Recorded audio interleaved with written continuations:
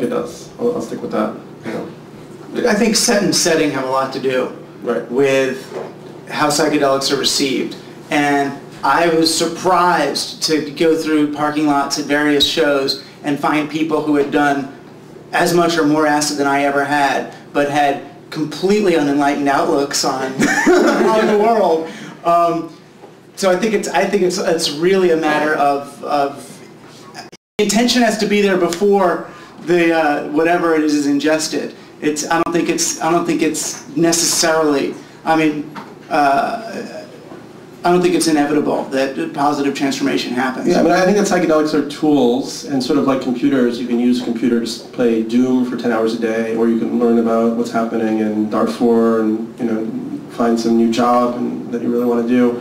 So psychedelics similarly can be just used as frat boy toys and tossed aside, or they can be these incredible openings and transformative possibilities can occur from them, and that is not a question of class, but it might be a question of individual karma or something like that. I don't know. Well, look at all these questions. We're getting into it now. It's exciting. You. You can choose. Okay, and then the person next. Yeah. In the back of one of your books, Playing the Future, something you were talking about a new universal intimacy. Does this have to do with that, or the idea of the intimate setting of an indigenous culture being something that can be something that everyone experiences in Western culture? Well, the object of the game in this, it's a book I wrote called Playing the Future that's now called Screenagers, was the real object of the game of that book was to talk to mostly adults and parents and say, all this stuff that you think is so terrible actually might be okay. In other words, the fact that your kids are watching Beavis and Butthead doesn't mean they're going to set fires. It means that they're deconstructing MTV videos, or so there was a lot of that. And at the end, what I was looking at was sort of the global reaction to what seems to be increased connectedness, increased openness, increased cultural intimacy. And what I said there, this was like in '96, is that I fear that what we're going to see is a rise in fundamentalist reaction to what seems like a universalist watering down, and that they can use the same tools, the same nonlinearity, the same decentralized effects, and be really mad, but that these are symptoms of fear of kind of letting go of what were very concretized ideas on identity and sort of joining the global club. Guy next to Yeah. This is for Daniel. I was kind of wondering what role, earlier you mentioned like technology, singularity, technological big horizon. I was kind of wondering, push all the buzz like technology and that kind of stuff. Like what role technology, how it's kind of tethered, what kind of role that plays in what you write about. Because a lot of people want to put it like a date on like for AI, like city or something. Yeah. There's that big horizon. So he's asking about the idea of the technological singularity and how that plays into my thinking. There's a book by Ray Kurzweil called The Singularity is Near, although he's kept pushing back the date a little bit. I end up critiquing that kind of technological or post-humanist perspective in my book partially because it's like we still have this vision of something else as a savior, technology as savior, and now we're moving towards this singularity, which seems like this very kind of masculine compaction of possibilities. So I sort of played a language trick and said maybe we could think about it as more as like we're moving towards a multiplicity of techniques rather than technology. And that one technique is technology, but another technique is shamanism or other kinds of rituals or whatever. There's a lot of different techniques. So kind of because I think we need to get over this kind of euphoria about technology in that respect. However, it's definitely going to play a part. One of the most extraordinary things I saw in Burning Man, I was camping with this nanotechnologist, and he whipped out, he was his project was on the cover of some science journal. It was like they're using carbon nanotubes to grow sacred geometries that are like millimeters in size, like incredible complexity. And he's like, yeah, if we get this down, in a relatively small period of time, we could grow anything this way. We could grow any structure, any building this way. So it does seem that at the kind of forefront of technology, there's this huge potential for stuff to take place. But until it's just a potential until it happens. And oh, the other thing is that I would ultimately say that technology is an aspect of our psycho-spiritual development. Okay, that actually what's happening is consciousness is evolving, and one of the ways it's evolving is through the material plane and through technology. Yeah. I guess we'll just keep going. The guy next. Right here? Yeah. You mentioned Adorno, and I was wondering if either of you guys could talk about psychedelics and technology as liberating in the context of Adorno, because it seems to me, I find Adorno very compelling. It seems like the totality of production would just take it over, and they become like escapes. Don't get too academic. Well, Adorno was, if you want to call it, he was prophesying a really dark trip, right, of the military-industrial complex basically being inescapable, you know, and that we can, even if we're going to write art and cool books and have all these experiences, we're basically doing it from within the bourgeois or from within the coming fascist enterprise. I mean, and he was doing it far enough back, like in the 40s, that when you live in the American Idol reality, it looks really prescient. And that's why it gets depressing to read it, because he's like, if he's so right about so much, but if I'm going to be alive, right, I've got to believe that there's at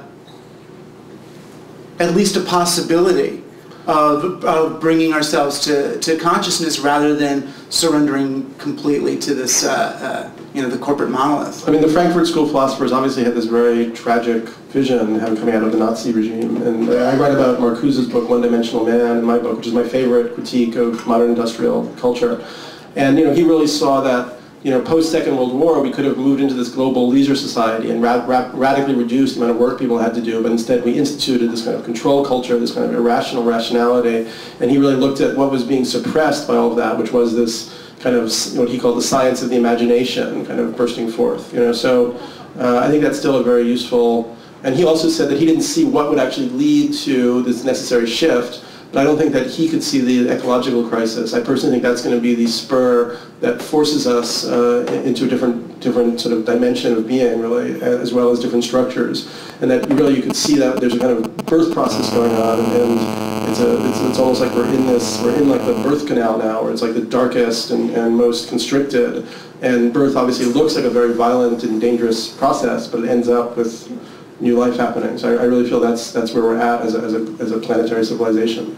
And I think there's also something to be said for recognizing that money is a medium and not a real thing. I think that's going to be a big moment. I mean, you look at Ithaca, and they're trying to develop Ithaca hours, or you look at the Let's system. You know, it's the one thing that's really illegal to make open source, right? Is money, is currency, because we're supposed to think that that's real. But as we start to see the biases of the medium that we're currently using as money, the way it promotes a scarcity model, the way it promotes a competitive model, we may be able to develop. Because I even look at economics as the main reason why we can't deal with resources and can't get off oil and can't get off all that, and it's just a model that needs to be kind of deconstructed. I have to throw in here, how many people know what the classical Mayans used as currency? Does anybody know? Cacao beans, chocolate, which is pretty cool, because then you think about, like, well, how do you become wealthier? You grow more chocolate, trees, and you can't hoard it, because after 3 years it goes bad, so you got to keep getting it into the system, and if you're hungry you eat it, and it's really not delicious. So I mean, there's a lot of different ways that money can be constructed, Right, rather than, as we do, by fiat from central authority for interest. That creates capitalism. There's other ways to make money, like through grain stores and ways that built cathedrals in late Middle Ages. You? Yeah, it's unclear to me whether you think there's an actual social movement building well, I don't know what the boundaries of it would be, like the country or the world. My question really is, if you think that, like, what is the role of women, where are they, and are there any books written by women that you could recommend, because you've been mentioning so many good things? That's a good question. I really like The Soul of Money by Lynn Twist. That was a great book. Vandana Shiva, Monocultures of the Mind. Hazel Henderson? What's that? Hazel Henderson? Or go to Jane Jacobs, really. Arundhati Roy's Power Politics, and her work, I think, is really spectacular. I don't think that there's I think that there is something like a movement, but I think movements ultimately are a crock. I really think they are. I think movements movements becomes about themselves so easily. You know, I mean, they give you the false reassurance of I belong to something and we have a goal and we're going to go through this struggle and make it. I think movements are 20th century, and it's not about movements anymore. It's about right now. You know, and I think real activism happens in a fractal way. I mean, if you just try in the smallest of your actions to actually be consistent with your greater intention, life gets very interesting very quickly. You over there? One of my beliefs is that self-awareness is forever. My self-awareness, maybe not my identification, but my self-awareness goes on forever. Are you saying you believe that dies? Like that? I think our only chance of some measure of consciousness after death of the body would be during one's life to identify more with others than oneself, so that when the self is gone, you're still there. And I don't see myself getting there. Yeah, I disagree. You see me getting there? Yeah, why not? I got a few years left, I could try. Oh, there's Brooke, someone I know. We have one more Oh, question. and yes, another. But keep it short. Just to return with that though, like some of my most powerful psychedelic and spiritual experiences have been the destroying of everything that I know is myself, even thought forms and everything, and just having the self-awareness present, you know, in silence. So, Yeah, I'm totally with you. yeah. And the other Oh, question- yeah. I mean, and you know, may it be so. I'm more the button molder. You know, the button molder from, was it Peer Gynt? You know, that you die and if there is soul stuff, it gets mixed in with the whole thing again, so that your sense of self, identity. So what do you do? What do you do gone. with this Ian Stevenson material about reincarnation? And you know, to me, it looks pretty legitimate. Oh, I think just because we have access. I mean, it's like, who were you in a past life? I would argue, who were you in a future life is just as valid a question. You know, I think, Well, and I think we could have both been the same person, or you had a third of him and I had, you know, two. You know, I just think I think that there's one thing going on.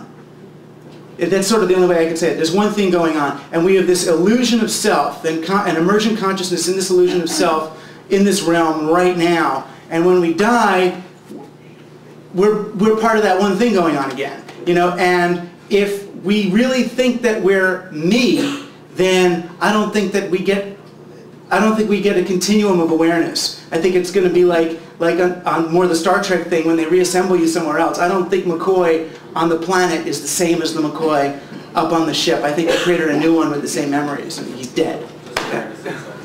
Yeah, I mean, the trick is maintaining one's consciousness through that transition. But the good thing about, at least about my model, is I believe that if there is a way to do that, it's certainly not by worrying about that. Could you just say that maybe, I mean, these are a lot of thoughts, and it's great to have all sorts of thoughts, but you maybe... You keep saying thoughts like thoughts are a bad thing. That's all we got, buddy. Well, I know, but it's... I'm just saying that it's interesting. Like, there's a kind of vehemence and almost emphaticness in the way you're putting out this particular thought stream. Okay. That maybe we don't know yet. You know, maybe we got stuff to learn, and who knows? Maybe we articulate possibilities into being. You know, maybe you know, consciousness actually transforms the nature of reality in the future. You know.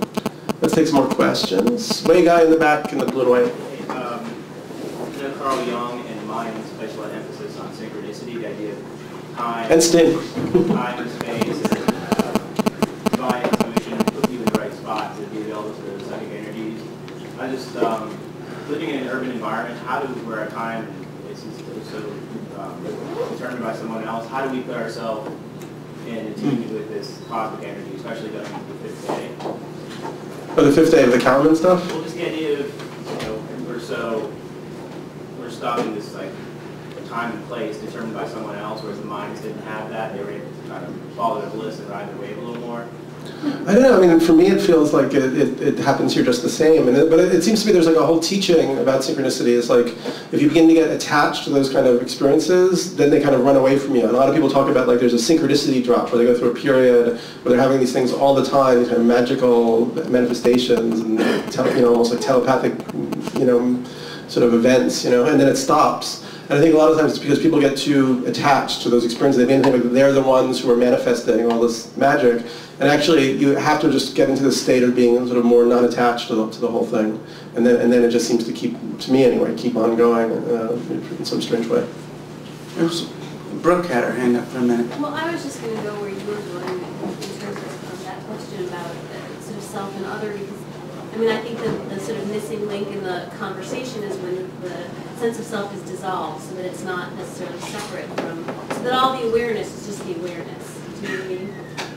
Yeah, I mean, and for me, she's talking about sort of the breakdown of the boundaries around sense of self and then moving into pure awareness. I mean, and there's a few ways to do that. Some are more temporary than others, and some are even more constructive to the well-being of others. So for me, the easiest way is to focus on others rather than me, which is hard to do. I mean, and I get off on focusing on others. So what does that mean? Oh, I just helped this person. Oh, wasn't that fun? Oh no, that's me again. You know, and that's, you know, I'm trapped in me. So, you know, I'm not going to punish myself for enjoying the others.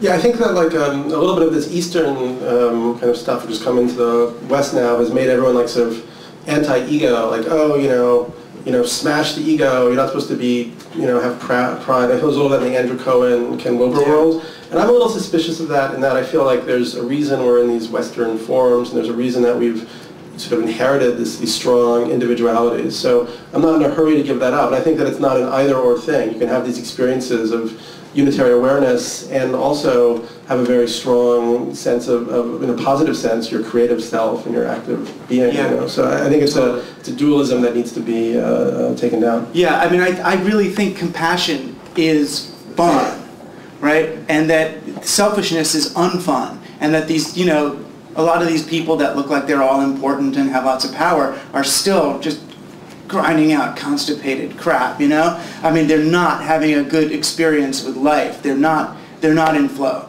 They're in something really torturous. Yeah, I mean, I heard Robert Thurman talking about like Bush and Cheney, and he was saying that they're like incredibly frustrated because they can't evolve and they're just stuck, you know? I thought there was something to that. So, we often think of time as like just a construct, or it's an illusion, it doesn't exist. All we have is the eternal or the now. But with the 2012 idea, there's this, I almost feel this like spiral coming into the center, obviously. But how, like scientifically, how would you see time in that construct that you're thinking in?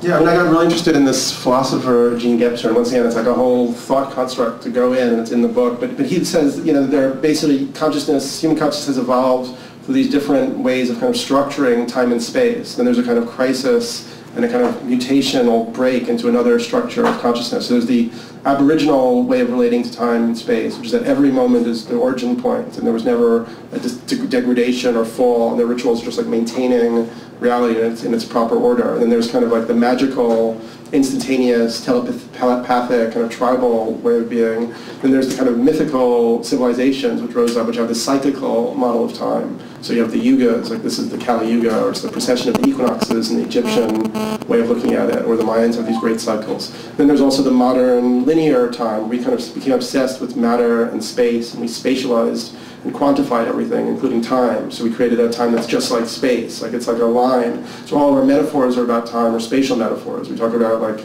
you know, wasting time, spending time, running out of time. So we're constantly trying to conceive of time as this like quantity, which we have enough of or don't have enough of. So Gebser's idea is that we were going to move into a different relationship to time where we would sort of be in all of those different times simultaneously. We would see that none of them, they're not opposed to each other. They're more like kind of these different veils or ways of being in time. So it's not like we're going to forfeit the linear time if we go into this next consciousness framework. It just becomes one aspect of time that we relate to in a certain respect. Can I ask a very quick second question? Yeah. That your consciousness can weave in between all of those times at once, or choose one? Yeah, well, right now this is the Aboriginal ultimate moment, the only moment there ever is, and you know, it's that we're in these cycles. We're approaching the end of the Kali Yuga, the age of Aquarius is shifting, the age of Pisces is shifting the age of Aquarius, the Mayan Great Cycle is approaching, and we're in linear Gregorian time. It's a certain year in the calendar, you know, so we're there simultaneously if we think about it that way. I was at a Future Energy conference in Washington this weekend, and I was just palpably struck by the fact that these guys who were, and they had all were very credentialed scientists, like Naval Institute guys, physicists. They're working on Zero Point and electrographetics and electric cars and what else, cold fusion. Anyway, everybody in the room was really shockingly right-brained and left-brained, and I'd never seen that in scientists to this extent. And I just wondered if you would have any insight to that, because I thought, wow, maybe it's the fact that they're working on these sciences that these guys think like this, because they were talking about intuition, they were doing Tai Chi at 7 in the morning and things like that, and yet they had all the credentials of the other guys. So anyway. Did you guys all hear her? So she basically said she was at this conference about advanced forms of energy and free energy over the weekend, and she was really amazed by the scientists because they had both that intuitive aspect and the rational, like the left brain and right brain, and it really surprised her that scientists would be doing Tai Chi and talking about intuition. And for me, yeah, there you go. I mean, that's how fast consciousness is evolving now. Like stuff that seemed totally implausible 10 years ago, people are integrating. And that's like, the good part of globalization. Like the bad part is that it's basically annihilating the biosphere at this incredible rate. But the good part is people have this opportunity to integrate all these different knowledge systems and weave them together into new kind of patterns. And it's part of the, potentially evolutionary process that we're going in terms of consciousness. People are getting a little tired. So you want like a lot more information or anything? Yeah. All right. Mike, there's one back there. Yeah. Quote teacher several times in your book, and what we're talking about. And I'm wondering, he was a real elitist when it came to the capabilities that people had in terms of thoughts and what they could handle, and there was a lot of heavy stuff in your book.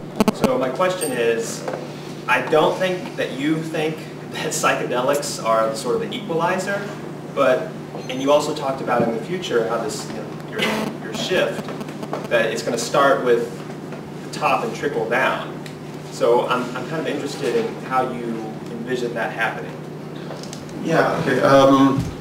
Right, yeah, I feel like my ideas now in the media, like the Rolling Stone and then the New York Magazine and things, they really malformed it, and they've talked about how I think there's like a psychedelic elite that's going to like survive this transition and other people are not going to. That is totally like anathema and opposite to anything I think. I mean, I really try not to be an elitist in any respect.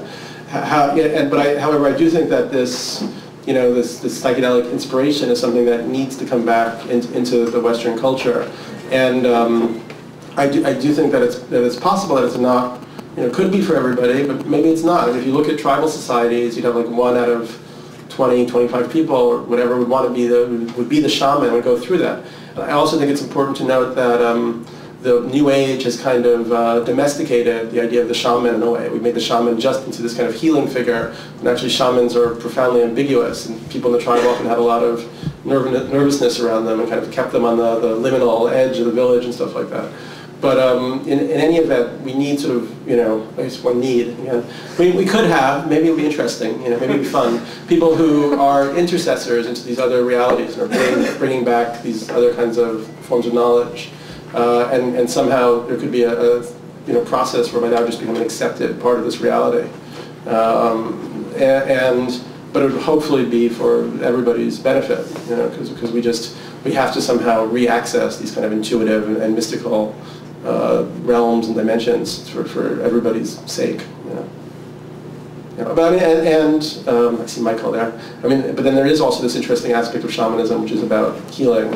And a lot of these, I think it's really important to sort of recategorize psychedelics, like the natural ones especially, like ayahuasca and mushrooms, really should not be thought of as drugs. That immediately connects them to this whole pharmacological nightmare that we're in. But if you think of them more as medicines, it really helps to take that out of the equation. Tinctures. Should we get Guy up there? Yeah, Daniel.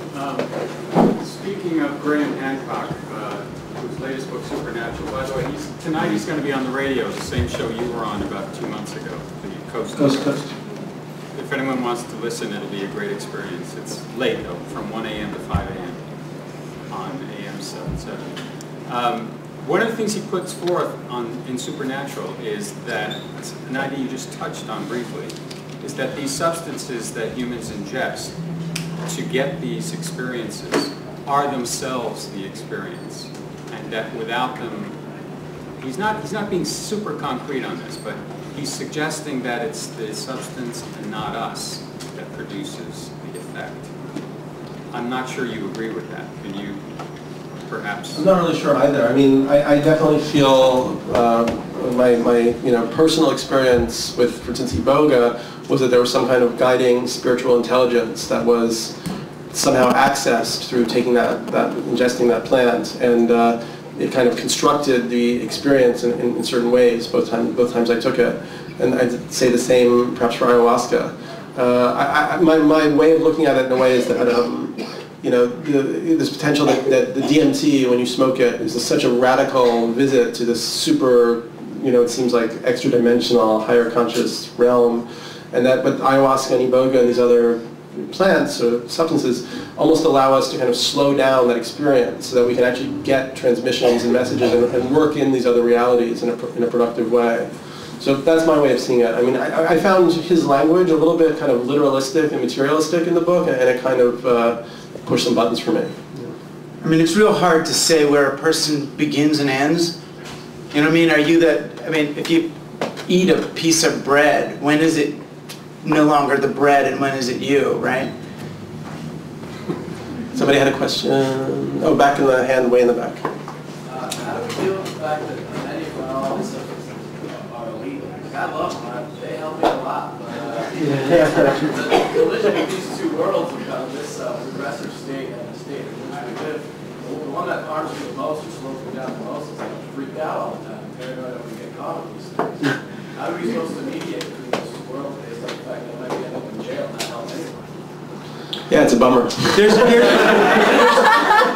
two answers to that. There's two answers I've got to that. One is we were talking about the Supreme Court ruling and all that, and that there is some progress in creating safe havens.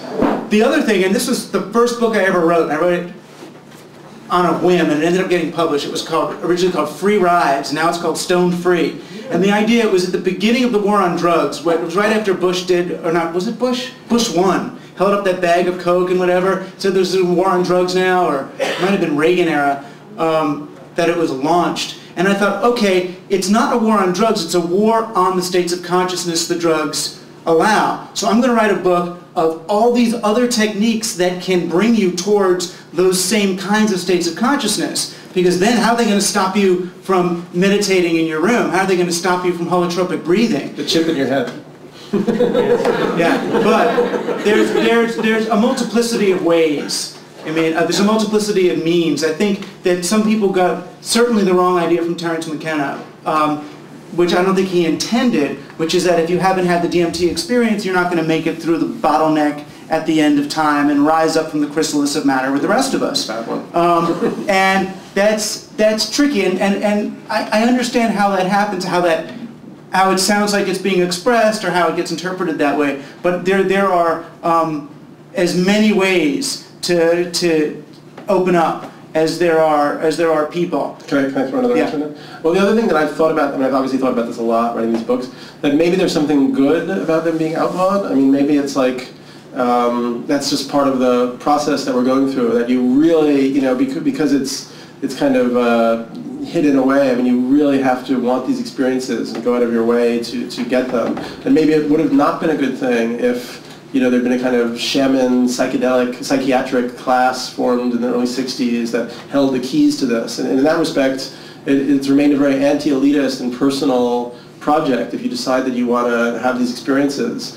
And so I guess when I was talking about like an elite, like a Burning Man crowd or whatever, it's not about social class so much as that inner desire and kind of extension of yourself to go and get these experiences, and so maybe it's not all bad, and maybe it won't last too long. Things change. Berlin Wall came down, nobody expected that. Maybe people are sick of the drug war at this point.